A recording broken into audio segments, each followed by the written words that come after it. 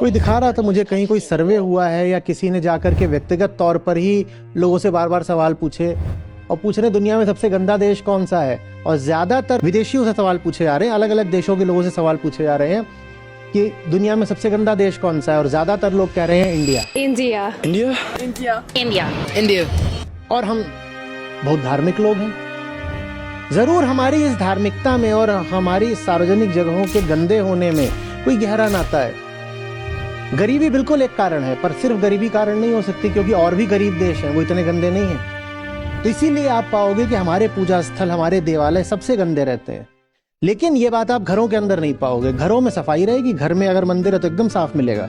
मुझे अपना देखना है, कोई और क्या कर रहा है वो मेरी जिम्मेदारी थोड़ी ही है। मुझे स्वर्ग मिल जाए, मुझे मोक्ष मिल जाए। मैं दान भी किसी को दूं तो इसलिए कि मुझे पुण्य मिल जाए। मैं किसी को अगर मरने से बचाऊं भी तो इसलिए कि मुझे पाप न लग जाए। सब कुछ स्वयं तक सीमित, तो अपनी जिम्मेदारी भी सीमित। फिर मैं क्यों इस बात की फिक्र करूं कि दुनिया गंदी हो रही है, कि मोहल्ला गंदा पड़ा हुआ है।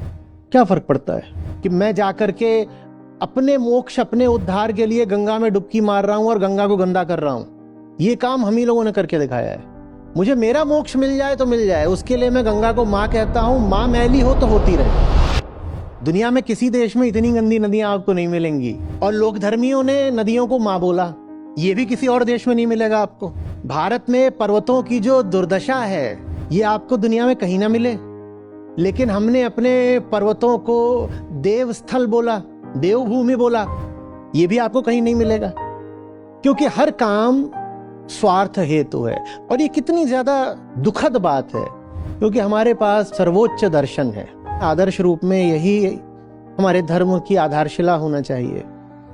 बहुत बहुत ऊंचा धर्म होना चाहिए, लेकिन हमने उस आसमान जैसी ऊंचाई को बिल्कुल ला करके जमीन पर भी नहीं, पाताल में पटक दिया।